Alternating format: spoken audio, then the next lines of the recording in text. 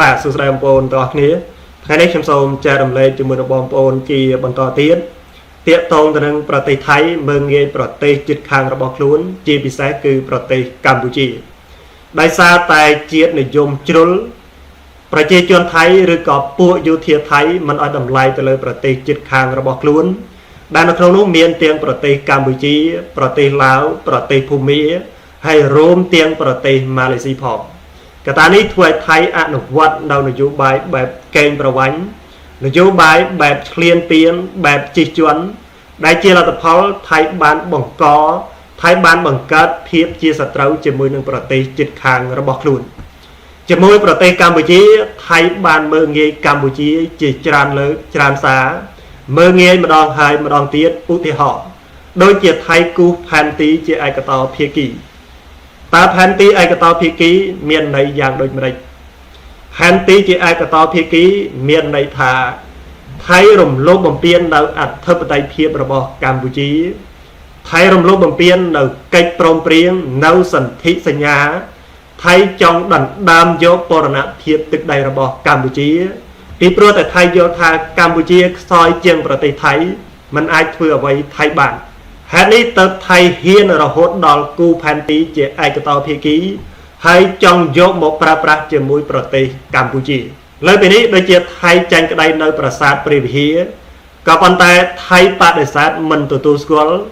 នេះគឺជាការបញ្ជាក់ថាថៃយល់ថាកម្ពុជាដែលមានកម្លាំងតូចជាងខ្លួនកម្លាំងតិចជាងខ្លួនទាំងសេដ្ឋកិច្ចនិងយោធាមិនអាចធ្វើអ្វីបានហើយនេះទើបថៃចេះតែព្យាយាមជំទាស់ដោយហោចទៅសំបែកតែសេចក្តីសម្រេចរបស់តុលាការយុត្តិធម៌អន្តរជាតិមិនតែប៉ុណ្ណោះថៃថែមទាំងចូលមកបង្កបញ្ហាបង្កភាពតានតឹងជាមួយកម្ពុជារៀងរាល់ដែលមានវិបត្តិផ្ទៃក្នុងរបស់ខ្លួនដូចជានៅក្នុងឆ្នាំ2008ឆ្នាំ2011និងឆ្នាំ2025នេះហើយថៃក៏ព្យាយាមគំរាមប្រទេសកម្ពុជាដូចជាគំរាមបណ្ដាញពលករកម្ពុជាចេញពីប្រទេសថៃគំរាមផ្ដាច់ភ្លើងគំរាមផ្ដាច់អ៊ីនធឺណិតមើលងាយប្រជាពលកររបស់កម្ពុជាហើយថៃថែមទាំងគំរាមឈប់លក់ទំនិញរបស់ខ្លួនមកឲ្យប្រទេសកម្ពុជានេះពីព្រោះតែថៃមើលងាយថៃយល់ថាប្រសិនបើគ្មានទំនិញពីប្រទេសថៃគ្មានភ្លើងពីប្រទេសថៃគ្មានអ៊ីនធឺណិតពីប្រទេសថៃឬក៏ប្រសិនបើថៃមិនអនុញ្ញាតឲ្យពលកររបស់កម្ពុជាទៅធ្វើការនៅប្រទេសថៃនោះគឺកម្ពុជានឹងស្លាប់ហេតុនេះហើយទើបថៃចេះតែអនុវត្តនៅនយោបាយដកកក្លឿននយោបាយប្រមាថមើលងាយប្រទេសកម្ពុជាលើពីនេះយើងឃើញថាចាប់តាំងពីពេលដែលមានវិបត្តិរវាងថៃនិងកម្ពុជាក្នុងឆ្នាំ2025នេះថៃបានល្បាតចូលទឹកដីខ្មែរថៃបានបង្ហោះដ្រូនយ៉ាងប្រហើនចូលមកលើទឹកដីរបស់ប្រទេសកម្ពុជានេះជាទង្វើដែលខ្វះនៅការគោរពជាទង្វើនៃការផ្កើនការឌឺទៅលើប្រទេសជិតខាងរបស់ខ្លួននេះជាទង្វើដែលចង់បង្កសង្គ្រាមនិងទង្វើដែលមិនស្រឡាញ់សន្តិភាពកត្តាដែលថៃនៅតែបន្តផ្កើនប្រមាថមើលងាយកម្ពុជាយ៉ាងនេះពីព្រោះតែថៃយល់ថាកម្ពុជាមិនហ៊ានធ្វើអីខ្លួនកម្ពុជាអន់ជាងខ្លួនហើយថៃនៅចង់បន្តរំលោភបំពានគំរាមហើយនឹងប្រមាថមើលងាយទៅលើប្រទេសកម្ពុជាឧទាហរណ៍ថៃគំរាមកម្ពុជាមិនឲ្យដាក់ពាក្យបណ្ដឹងទៅកាន់តុលាការយុត្តិធម៌អន្តរជាតិនេះគឺថៃជាចោរប្រើប្រាស់ផែនទីខុសច្បាប់ក៏ប៉ុន្តែនៅពេលដែលកម្ពុជាបបួលថៃទៅរកភាពត្រឹមត្រូវស្វែងរកផ្លូវច្បាប់ដើម្បីដោះស្រាយថៃបែរជាធ្វើទង្វើយ៉ាងកក្លឿននោះគឺគំរាមកម្ពុជាហើយបង្កើតទៅជាភាពតានតឹងជាមួយកម្ពុជាលើពីនេះថៃថែមទាំងបដិសេធថាខ្លួនមិនទទួលយកយុត្តាធិការរបស់តុលាការយុត្តិធម៌អន្តរជាតិបន្ថែមពីនេះថៃថែមទាំងយល់ថាទោះបីជាខ្លួនខុសទោះបីខ្លួនគឺជាអ្នកឈ្លានពានក្តីក៏កម្ពុជាមានកម្លាំងតិចជាងប្រទេសថៃហើយថៃដែលមានទាំងកម្លាំងយោធាទាំងកម្លាំងសេដ្ឋកិច្ចនិងកម្លាំងព័ត៌មាននឹងប្រើប្រាស់មធ្យោបាយទាំងអស់នេះដើម្បីយកព្រៀបទៅលើប្រទេសកម្ពុជាហើយថៃក៏សំអាងថាខ្លួនមានមហាអំណាចនៅពីក្រោយហេតុនេះហើយទើបថៃចេះតែនិយាយថាខ្លួនមិនគោរពតាមយុត្តាធិការរបស់តុលាការយុត្តិធម៌អន្តរជាតិលើពីនេះនៅក្នុងសហគមន៍អាស៊ានថៃក៏យល់ថាអាស៊ាននឹងមិនហ៊ានធ្វើអ្វីខ្លួន អាស៊ាននឹងមិនហ៊ានបង្ខំខ្លួនដោយសារហេតុផលពីរទី1ថៃគឺជាស្ថាបនិករបស់អាស៊ានហើយទី2ថៃយល់ថាខ្លួនមានផលប្រយោជន៍សម្រាប់អាស៊ានច្រើនជាងប្រទេសកម្ពុជាហើយនេះគឺអាស៊ានមិនហ៊ានបង្ខំប្រទេសថៃនោះទេកត្តានេះធ្វើឲ្យថៃអនុវត្តនយោបាយដ៏កក្លឿនคล้ายទៅជាក្មេងទំនើងទាំងនៅក្នុងសហគមន៍អាស៊ាននិងនៅក្នុងពិភពលោកហើយលើពីនេះថៃនៅបន្តរំលោភបំពានទៅលើភាពស្មោះត្រង់របស់ប្រទេសកម្ពុជាយើងនឹងថាកម្ពុជាគឺជាប្រទេសដែលឲ្យតម្លៃទៅលើភាពស្មោះត្រង់ជាប្រទេសដែលកាន់ពុទ្ធសាសនាដកជាប់ដោយគោលការណ៍ដោយតម្លៃពុទ្ធសាសនាហើយកម្ពុជាឲ្យតម្លៃទៅលើភាពជាអ្នកជិតខាងល្អឲ្យតម្លៃទៅលើសន្តិភាពកិច្ចសហប្រតិបត្តិការនិងការអភិវឌ្ឍក៏ប៉ុន្តែថៃបែរជាចង់កេងចំណេញលើសេចក្តីល្អរបស់ប្រទេសកម្ពុជាឧទាហរណ៍ថៃកេងចំណេញលើអនុសារណៈឆ្នាំ2000ហើយមិនចង់ដោះស្រាយបញ្ហាជាមួយកម្ពុជាដោយទុកឲ្យជាប់គាំង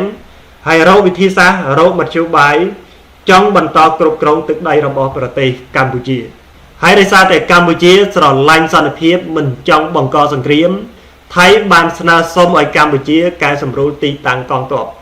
ក៏ប៉ុន្តែក្រោយពេលដែលកម្ពុជាអនុវត្តតាមសំណើតាមការព្រមព្រៀងថៃបែរជាអនុវត្តគោលនយោបាយប្រហើនលើដើមបង្កើនវត្តមានបង្កើនលេនដ្ឋានបង្កើនសពាវុធដើម្បីគម្រាមកំហែងដាក់ប្រទេសកម្ពុជានេះគឺជាទង្វើដ៏កក្លឿនដែលមិនត្រឹមតែមិនគោរពប្រទេសកម្ពុជានោះទេក៏ប៉ុន្តែមិនគោរពនៅកិច្ចព្រមព្រៀងដែលប្រទេសទាំងពីរនិងភាគីទាំងពីរបានឯកភាពគ្នាតើថៃនៅបន្តកេងចំណេញលើភាពស្មោះត្រង់កម្ពុជាត្រង់ចំណុចណាទៀតយោងតាមរដ្ឋមន្ត្រីក្រសួងការពារជាតិកម្ពុជាបានលើកឡើងឲ្យថាកម្ពុជាតែងតែចេញសេចក្តីថ្លែងការណ៍ក្រោយប្រទេសថៃរហូតរៀងរាល់ពេលមានកិច្ចប្រជុំម្ដងហេតុអ្វីទើបកម្ពុជាត្រូវចេញសេចក្តីថ្លែងការណ៍ក្រោយប្រទេសថៃនោះពីព្រោះតែថៃតែងតែចេញសេចក្តីថ្លែងការណ៍ដែលខុសអំពីអ្វីដែលបានឯកភាពហើយនេះទើបកម្ពុជាត្រូវចេញសេចក្តីថ្លែងការណ៍ដើម្បីទប់ទៅនឹងការបរិហាកេរការបង្ខូចពីប្រទេសថៃហើយនៅពេលនេះនៅពេលដែលភាពតានតឹងកើនឡើងរឹតតែខ្លាំងប្រទេសថៃដែលខ្លួនឯងគឺជាអ្នកមានកំហុសហើយចង់ព្យាយាមលុបបំបាត់នៅចំណុចអាក្រក់របស់ខ្លួនហើយចង់ទម្លាក់កំហុសមកឲ្យប្រទេសកម្ពុជាថៃបែរជាប្រើប្រាស់វិធីសាស្ត្រលាពួរប្រើប្រាស់ការផ្សព្វផ្សាយព័ត៌មានបំផុសបំផុលបង្ខូចកេរ្តិ៍ឈ្មោះប្រទេសកម្ពុជានិងថ្នាក់ដឹកនាំរបស់ប្រទេសកម្ពុជានេះគឺជាទង្វើស្មោកគ្រោកដែលព្យាយាមលាក់បាំងនៅចំណុចអាក្រក់របស់ខ្លួនហើយព្យាយាមសម្ដែងថាខ្លួនគឺជាអ្នកល្អត្រឹមត្រូវហើយព្យាយាមទម្លាក់កំហុសដាក់ទៅឲ្យជនរងគ្រោះក៏ប៉ុន្តែដោយសារតែទង្វើរបស់ថៃវាក៏ក្លឿនជ្រុលពេកវាជាការរំលោភបំពានទៅលើសេចក្តីស្មោះត្រង់រំលោភបំពានទៅលើទំនុកចិត្តហើយនឹងរំលោភបំពានទៅលើអធិបតេយ្យភាពរបស់ប្រទេសកម្ពុជានៅពេលនេះកម្ពុជាឈឺចាប់គ្រប់គ្រាន់ប្រជាជនកម្ពុជាថ្នាក់ដឹកនាំកម្ពុជាឆ្អែតឆ្អល់គ្រប់គ្រាន់ជាមួយនឹងទង្វើរបស់ថៃហើយក៏អស់ការអត់ធ្មត់ជាមួយនឹងអ្នកនយោបាយប្រទេសថៃនៅពេលដែលថៃគំរាមផ្ដាច់អ៊ីនធឺណិតកម្ពុជាផ្ដាច់អ៊ីនធឺណិតមុនកុំឲ្យថៃគំរាមកុំឲ្យថៃប្រមាថមើលងាយនៅពេលដែលថៃគំរាមផ្ដាច់ភ្លើងកម្ពុជាបានប្រាប់ថៃថាកម្ពុជាមិនបានប្រើប្រាស់ភ្លើងប្រទេសថៃទៀតនោះទេហើយនៅពេលដែលថៃប្រមាថមើលងាយទៅលើកម្មករចំណាក់ស្រុករបស់ប្រទេសកម្ពុជាថៃយល់ថាកម្ពុជាគឺជាប្រទេសក្រីក្រមិនអាចចិញ្ចឹមប្រជាជនខ្លួនបានទៅធ្វើការនៅប្រទេសថៃហើយជាការឆ្លើយតបទៅនឹងទង្វើការប្រមាថមើលងាយទាំងនេះកម្ពុជាស្ម័គ្រចិត្តហៅកម្មកររបស់ខ្លួនមករួមសពរួមទុករស់នៅក្នុងប្រទេសរបស់ខ្លួនហើយនឹងខិតខំស្វែងរកការងារដើម្បីដោះស្រាយនៅបញ្ហារបស់កម្មករកម្ពុជាថៃបាត់ព្រំដែនជាឯកតោភាគីកម្ពុជាឆ្លើយតបតាមរយៈការដាក់អសានវាតវាជាទង្វើក៏ក្លឿនរបស់ប្រទេសថៃដែលរំលោភបំពានទៅលើប្រទេសជិតខាងហើយនេះកម្ពុជាត្រូវឆ្លើយតបតាមរយៈការដាក់អសានវាតជាការប្រាប់ទៅកាន់ប្រទេសថៃថាអ្នកឯងមិនអាចចេះតែបន្តគំរាមដាក់សម្ពាធមកលើប្រទេសកម្ពុជាបាននោះទេកម្ពុជាគឺជារដ្ឋអធិបតេយ្យកម្ពុជាមានតម្លៃរបស់ខ្លួនកម្ពុជាគឺជាប្រទេសមួយដែលមានការទទួលស្គាល់មានទឹកដី មានបរណភាពមានអធិបតេយ្យមានមេដឹកនាំមានរដ្ឋាភិបាលមានច្បាប់មានប្រជាជនហើយនេះអ្នកឯងមិនអាចចេះតែប្រមាថមើលងាយទៅលើប្រទេសកម្ពុជាបាននោះទេហើយដល់ពេលដែលថៃព្យាយាមបង្ហាញពីភាពក្រឡេករបស់ខ្លួនហើយចោទប្រកាន់ប្រមាថមើលងាយថាថ្នាក់ដឹកនាំកម្ពុជាធ្វើនយោបាយគ្មានវិជ្ជាជីវៈនោះមន្ត្រីកម្ពុជាក៏ទម្លាយសារសន្ទនាដែលបង្ហាញពីភាពអាម៉ាស់របស់នាយករដ្ឋមន្ត្រីថៃសូមអង្វរករថ្នាក់ដឹកនាំកម្ពុជាដើម្បីបង្ហាញពីភាពអាម៉ាស់របស់ប្រទេសថៃហើយនៅពេលនេះក្រោយពេលដែលកម្ពុជាចាប់ផ្ដើមឆ្លើយតបជាបន្តបន្ទាប់ថៃចាប់ផ្ដើមមើលឃើញថាខ្លួនមិនអាចគំរាមកំហែងប្រទេសកម្ពុជាបានទៀតនោះទេអស់អ្វីដែលត្រូវគំរាមកំហែងហើយកម្ពុជាដែលខ្លួនយល់ថាធ្លាប់តែប្រមាថមើលងាយបានតាមអំពើចិត្តកម្ពុជាដែលថៃធ្លាប់តែជិះជាន់នាពេលនេះបែរជាឆ្លើយតបនឹងវាយបកទៅលើប្រទេសថៃយ៉ាងអាម៉ាស់ហើយធ្វើឲ្យប្រទេសថៃខាត់បងយ៉ាងធ្ងន់ធ្ងរនាពេលនេះដោយសារតែថៃអស់អ្វីដែលត្រូវគំរាមថៃបែរជាអនុវត្តនយោបាយស្មោកគ្រោកនោះគឺការមូលបង្កាច់ការបរិហាកេរការបង្ខូចកេរ្តិ៍ឈ្មោះហើយព្យាយាមភ្ជាប់រឿងរ៉ាវដែលមិនពាក់ព័ន្ធគ្នាទល់តែសោះយកមកភ្ជាប់ដើម្បីបង្កើតទៅជាបញ្ហាដើម្បីប្រឆាំងប្រទេសកម្ពុជាគឺដោយសារតែភាពកេងកាងដោយសារតែការប្រមាថមើលងាយហើយនឹងដោយសារតែថៃមើលកម្ពុជាខុសនេះហើយទៅនាពេលនេះនយោបាយរបស់ថៃធ្លាក់ចូលនៅក្នុងផ្លូវខុសហើយមិនស្របតាមច្បាប់ជាតិនិងច្បាប់អន្តរជាតិជាឧទាហរណ៍អ្នកនាំពាក្យកងទ័ពថៃឧត្តមសេនីយ៍វិនថៃបានលើកឡើងថាសូមប្រជាជនកម្ពុជាយល់ឲ្យច្បាស់ថាមេដឹកនាំកម្ពុជាបង្កបញ្ហាតាមព្រំដែននេះឡើង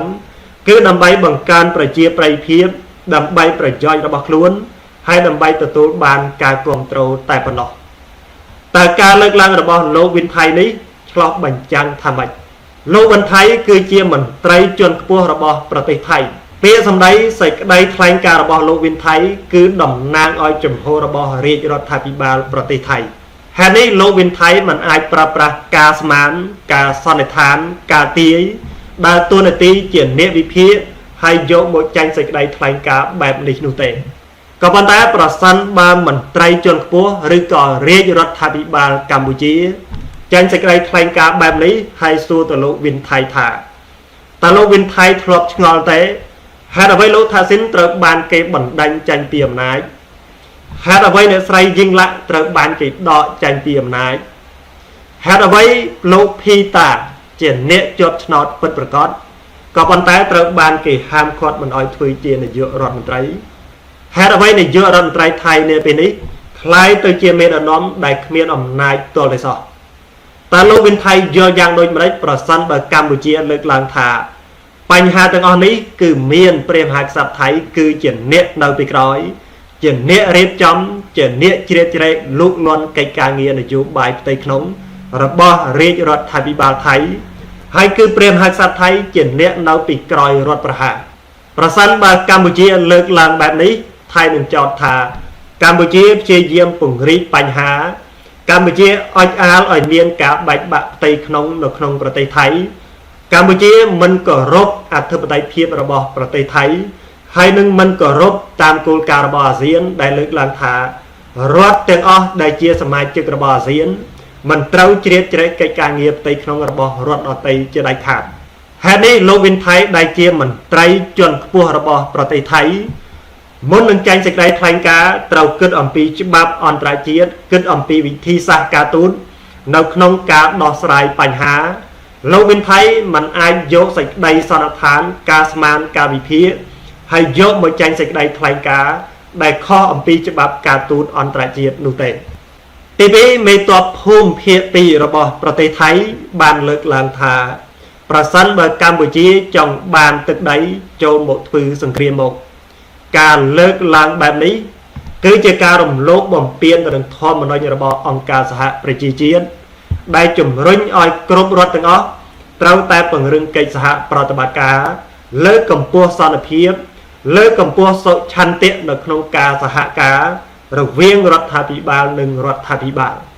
ហើយគឺជាការប្រឆាំងទៅនឹងតុលាការឧក្រិដ្ឋកម្មអន្តរជាតិ ដែលចាត់ទុកសង្គ្រាមឆ្លៀនពៀនថាជាឧក្រិដ្ឋកម្មប្រឆាំងមនុស្សជាតិហើយលើពីនេះវាគឺជាការរំលោភបំពានទៅលើធម្មនុញ្ញនិងគោលការណ៍របស់អាស៊ានដែលជំរុញឲ្យគ្រប់រដ្ឋទាំងអស់ត្រូវដោះស្រាយបញ្ហាដោយសន្តិវិធីក៏ប៉ុន្តែទង្វើដ៏កក្លឿនបែបនេះត្រូវបានមេទ័ពថៃភូមិភាគទីបានរំលោភបំពាននិងប្រមាថមើលងាយទៅលើប្រទេសជិតខាងរបស់ខ្លួនហើយលើពីនេះមេទ័ពភូមិភាគទីរបស់ថៃថែមទាំងនិយាយថាការចរចាគ្នាវាជាកិច្ចការងាររបស់រដ្ឋាភិបាលថៃនិងរដ្ឋាភិបាលកម្ពុជាតែប៉ុណ្ណោះចំណែកកងទ័ពគឺមិនពាក់ព័ន្ធនោះទេកងទ័ពនៅតែបន្តអនុវត្តនៅនីតិវិធីរបស់ខ្លួននោះគឺបន្តប្រើប្រាស់ផែនទីរបស់ខ្លួនការលើកឡើងបែបនេះគឺជាការបញ្ជាក់ថាយោធាថៃរំលោភបំពានអំណាចរបស់នាយករដ្ឋមន្ត្រីថៃហើយយោធាដែលគ្មានសិទ្ធិអំណាចទល់តែសោះនៅក្នុងការនិយាយស្ដីអំពីការប្រើប្រាស់ផែនទីហើយគ្មានសិទ្ធិសម្រេចទល់តែសោះនៅក្នុងការប្រើប្រាស់ផែនទីអន្តរជាតិបែរជាចាញ់មុខអះអាងនៅក្នុងការប្រើប្រាស់ផែនទីនេះគឺនយោបាយរបស់ថៃកំពុងតែដើរខុសផ្លូវកំពុងតែខុសទៅនឹងច្បាប់អន្តរជាតិហើយគេអាចយល់បានថានាពេលនេះនៅក្នុងប្រទេសថៃគឺគេយកក្បាលមកធ្វើជាជើងសម្រាប់ដើរហើយយកជើងដែលគ្មានអ្វីសម្រាប់គិតទល់តែសោះយកមកធ្វើជាខួរក្បាលសម្រាប់គិតហេតុនេះហើយទៅថៃឲ្យមេទ័ពគឺជាអ្នកចាញ់បញ្ជានៅក្នុងការប្រើប្រាស់ផែនទីជាឯកតោភាគីក្រៅពីបញ្ហាទាំងអស់នេះក៏មានចំណុចជាច្រើនទៀតដែលបញ្ជាក់ថានយោបាយរបស់ប្រទេសថៃកំពុងតែដើរខុសផ្លូវហើយកំពុងតែខុសទៅនឹងច្បាប់អន្តរជាតិជាឧទាហរណ៍ដូចជាអ្នកនាំពាក្យក្រសួងការបរទេសថៃបានលើកឡើងថាកងទ័ពភូមិភាគទីរបស់ថៃមិនទទួលយកផែនទីខ្នាត1លើ 200,000 ជាដាច់ខាតយើងអាចយល់ថាកងទ័ពទៅដែលមិនស្គាល់អំពីច្បាប់មិនស្គាល់អំពីការទូតក៏ប៉ុន្តែនេះអ្នកនាំពាក្យក្រសួងការបរទេសដែលជាអ្នកធ្វើការងារតាមផ្លូវច្បាប់តាមផ្លូវការទូតបែរជាលើកឡើងទាំងល្ងិតងល់មិនយល់ថាតើអ្វីទៅជាផែនទីអន្តរជាតិតើអ្វីទៅជាផែនទីឯកតោភាគីដែលពួកយោធាថៃគូសឡើងដើម្បីបម្រើនៅមហិច្ឆតារបស់ខ្លួនហេតុនេះហើយទើបសាស្ត្រាចារ្យជនជាតិថៃបានលើកឡើងថានៅពេលដែលខ្ញុំស្ដាប់ទូរទស្សន៍ថៃឬក៏អ្នកនយោបាយថៃយកផែនទីឯកតោភាគីយកមកបង្ហាញនៅតាមកញ្ចក់ទូរទស្សន៍ហើយប្រាប់ថាឃើញទេប្រាសាទតំនតូចប្រាសាទតំនធំប្រាសាទទាំងអស់នោះគឺស្ថិតនៅក្នុងទឹកដីរបស់ប្រទេសថៃលោកសាស្ត្រាចារ្យជនជាតិថៃបានលើកឡើងថានៅពេលដែលឮពួកគេនិយាយបែបនេះលោកបាត់ទូរទស្សន៍ចោលហើយឈប់ស្ដាប់ប៉ុស្តិ៍នឹងជារៀងរហូតតើហេតុអ្វីវាមិនស្ថិតនៅក្នុងទឹកដីរបស់ប្រទេសថៃពីព្រោះផែនទីទាំងនោះគឺត្រូវបានគូសដោយប្រទេសថៃជាឯកតោភាគីក៏ប៉ុន្តែតើផែនទីបែបនេះវាមានទម្ងន់តាមផ្លូវច្បាប់អន្តរជាតិដែរឬទេប្រកាសណាស់គឺវាគ្មាននោះទេហើយនេះហើយទើបសាស្ត្រាចារ្យជនជាតិថៃបានលើកឡើងថាប្រសិនបើអ្នកនយោបាយថៃនៅតែអនុវត្តនៅយុទ្ធសាស្ត្របែបនេះនោះគឺនឹងធ្វើឲ្យប្រជាជនថៃខូចខួរក្បាលអស់ធ្វើឲ្យប្រជាជនថៃវង្វេងប្រវត្តិសាស្ត្រវង្វេងការពិតហើយដើរមិនទាន់សម័យកាលហើយមិនត្រឹមត្រូវតាមច្បាប់អន្តរជាតិនោះទេហើយដោយអ្វីដែលខ្ញុំបានលើកឡើងនៅក្នុងវីដេអូមុនថាកងទ័ពទៅមិនស្គាល់អំពីច្បាប់ថាពួកក្រុមជ្រុលនិយមទៅមិនស្គាល់អំពីច្បាប់ទម្លាប់នឹងការទូតក៏ប៉ុន្តែនាយករដ្ឋមន្ត្រីរបស់ប្រទេសថៃបែរជាមិនស្គាល់ច្បាប់ទម្លាប់ដោយទៅនឹងពួកកងទ័ពជាឧទាហរណ៍នាយករដ្ឋមន្ត្រីថៃនាពេលនេះបានក្លាយទៅជាអ្នកសារព័ត៌មានដែលបន្ថែមអំពីតួនាទីរបស់ខ្លួនគឺជាអ្នកនាំពាក្យឲ្យកងទ័ពថៃជាឧទាហរណ៍អ្នកស្រីផែថងតានបានរាយការណ៍ព័ត៌មានប្រាប់សាធារណជនថៃថាកម្ពុជាគឺជាមជ្ឈមណ្ឌលឧក្រិដ្ឋកម្មការបោកប្រាស់តាមអនឡាញដ៏ធំបំផុតហើយកម្ពុជាទទួលបានហើយចំណូលដែលកម្ពុជាទទួលបានពីឧក្រិដ្ឋកម្មអនឡាញគឺតំណាងរហូតដល់ 40% នៃ GDP របស់ប្រទេសការលើកឡើងបែបនេះវាគឺជាការលើកឡើងដើម្បីបង្ខូចកេរ្តិ៍ឈ្មោះជាការព្យាយាមកិច្ចវេះនៅកំហុសដែលខ្លួនបានធ្វើព្យាយាមលាក់បាំងនៅអសមត្ថភាពរបស់ខ្លួននៅក្នុងការបង្រួបវិបត្តិនយោបាយផ្ទៃក្នុង ជាយាមលាក់បាំងនៅអសមត្ថភាពរបស់ខ្លួនដែលខ្លួនធ្វើឲ្យថៃបាក់មុខបាក់មាត់ខូចកេរ្តិ៍ឈ្មោះដោយសារតែមន្ត្រីកម្ពុជាទម្លាយសារជាសាធារណៈហេតុនេះជាយាមបង្វែរចំណាប់អារម្មណ៍ជនជាតិថៃហើយជាយាមបង្ខូចកេរ្តិ៍ឈ្មោះរបស់ប្រទេសកម្ពុជាតាមរយៈការយកកម្ពុជាធ្វើជាសត្រូវហើយបង្ខូចកេរ្តិ៍ឈ្មោះប្រទេសកម្ពុជាហើយជាយាមបង្ហាញប្រាប់ជនជាតិថៃប្រទេសថៃពិភពលោកថាថៃគឺជាប្រទេសស្អាតស្អំខិតខំជាយាមដោះស្រាយឧក្រិដ្ឋកម្មបកប្រាស់តាមអនឡាញហើយបង្ហាញប្រាប់អន្តរជាតិថាថៃមិនបានបាត់ព្រំដែនជាឯកតោភាគីការបាត់ព្រំដែនគឺដើម្បីទប់ស្កាត់ឧក្រិដ្ឋកម្មអនឡាញការផ្ដាច់ភ្លើងការផ្ដាច់អ៊ីនធឺណិតគឺដើម្បីទប់ស្កាត់ឧក្រិដ្ឋកម្មអនឡាញទប់ស្កាត់ការជួញដូរគ្រឿងញៀនទប់ស្កាត់កម្មករខុសច្បាប់តើការប្រើប្រាស់យុទ្ធសាស្ត្របែបនេះអាចដោះស្រាយបញ្ហាជាមួយប្រទេសកម្ពុជាចាញ់ទេគឺគ្មានផ្លូវដោះស្រាយចាញ់ទេក៏ប៉ុន្តែវានឹងបង្កើនបញ្ហាបង្កើនភាពចាក់ស្រេះរឹតតែច្រើនទៅបង្កើតឲ្យមានការរីករាលដាលរឹតតែខ្លាំងទៅដល់វិស័យផ្សេងហេតុនេះអ្នកនយោបាយថៃថ្នាក់ដឹកនាំថៃយោធាថៃត្រូវតែមានជំហរច្បាស់លាស់ត្រូវតែគោរពបរណភាពទឹកដីរបស់ប្រទេសជិតខាងតើថៃមិនទទួលរងនូវភាពអាម៉ាស់នៅក្នុងឆាកអន្តរជាតិតើថៃមិនត្រូវខាតបង់ផលប្រយោជន៍សេដ្ឋកិច្ចហើយក៏មិនប៉ះពាល់ដល់ពាណិជ្ជកម្មនិងទេសចរនៃប្រទេសទាំងពីរហើយថៃក៏មិនត្រូវបានពិភពលោកចាត់ទុកថាជារដ្ឋទំនើងជាក្មេងទំនើងដែលរំលោភបំពានច្បាប់អន្តរជាតិហើយនឹងបូរណភាពទឹកដីរបស់ប្រទេសជិតខាងហើយលើពីនេះកាលពីប៉ុន្មានសប្តាហ៍មុននាយករដ្ឋមន្ត្រីថៃ